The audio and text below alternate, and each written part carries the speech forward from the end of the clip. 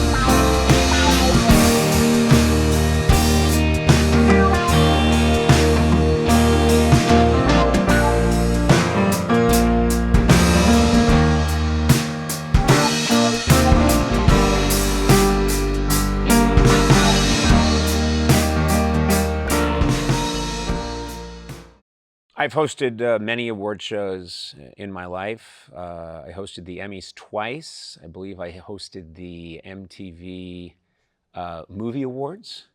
9 times I hosted the Soul Train Awards. But the Oscars, it's the pinnacle. It's the one that you most look up to. It's the one you dream about hosting when you're a child.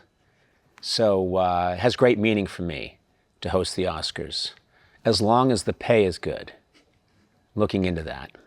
Biggest thing I've learned after all these years of hosting is that mistakes aren't mistakes. If something goes wrong, if there's a mishap of some kind, or if something strange happens, that's actually a gift. Go with it, acknowledge it, maybe have fun with it, hopefully have fun with it. I think that's a big misconception, is that you're hoping everything goes perfectly. I'm someone who hopes that things sometimes go a little off the rails, because that's where the real memorable moments happen, in late night television and on the Oscars. So I'm gonna plan for some terrible, terrible mistakes. My biggest goal is to enjoy the 9 hours of the Oscar telecast. And I just want to enjoy it. And I think it would be a shame to get the chance to host the Oscars and not have a good time. So I'll be medicated. I do believe in my heart that one day I will win an Oscar. I really do. I'm not an actor, never been trained. I don't really aspire to make movies, but I know that I'm going to get an Oscar. Therapists call this a delusion, but I really think I'm going to get one. And I think it's going to happen sometime in the next 5 years. I'm getting an Oscar. And I'm probably not even going to be in any films, but I'm getting one. I plan to steal one. I'm going to put my own unique stamp on this year's Oscars by showing America my body. People don't think of me particularly as a guy who works out, but I've been training relentlessly. So there'll be several moments in the Oscars where I'll be shirtless and oiled. And I think that's going to hurt the program incredibly. It's a terrible decision. Returning to produce the Oscars is one of the biggest honors, I think, of my career. I think we're so happy to be back together. And last year we won the Emmy for Outstanding Variety Live.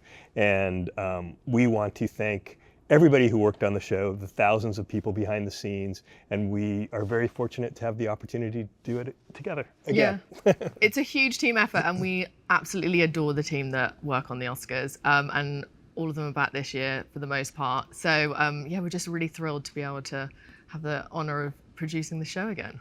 I mean, we just love Conan. It's the first time we've worked together, and as soon as you walk into a room, you feel like he's your best friend and you've known him forever. So I think the buzz around Conan hosting the Oscars is all about what he's going to bring. And he's got that warmth and wit, but he's also got that little edge, so he brings the unexpected. So I think people are really excited to see what that means when he takes the Oscars stage this year. Yeah.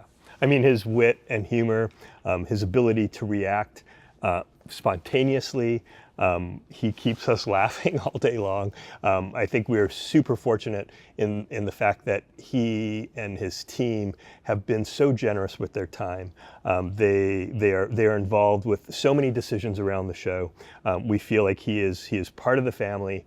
He's not only a host, but he is also a producer, and that we welcome his ideas, and we feel like they will be very well received, because it's not only like little host segments, but he has this creative vision of how he's going to bring everybody along throughout the evening.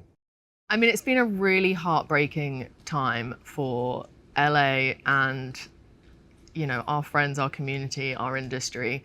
So we are being very thoughtful about how that is addressed in the show. We want to make sure that we acknowledge it, that we reflect on it, and that also we set the right tone that works for March 2nd. So, you know, we're putting a lot of thought into how we do that exactly, but I think from the very beginning of the show, people will feel it and understand it, and I think that we're just working to make sure that the tone is just right. Yeah, and ultimately I think we want to connect, we want to inspire, and we want to unite. And I think that's our mission of the show. It's like we're bringing this vast number of people together to create the show, and we want them to feel like we love our city, and we are very fortunate to be here, and we want to help rebuild, and this sense of community that's happening right now in Los Angeles is wonderful, and we want our show to be a reflection of that. This year, one of our themes that we're leaning into is the alchemy of filmmaking. So we're celebrating the interconnectedness of all these incredible visionaries and artists that come together to make the movies. And as part of that, we're going to show a little bit of behind the scenes, because I think everybody is always fascinated by that. Like, it really does take a village to make these incredible films. And then we've also got incredible music performances from some huge stars that are going to pay tribute to the past, present, and inspire the future of cinema. So we're really excited. There's going to be a lot of really, really exciting moments within the show. One other thing we're really excited about is how many first-time nominees there are. I think it's going to be really electric in that room this year, because when the nominations came out, you saw all of these big stars posting pictures of them when they were kids, and that this was the dream.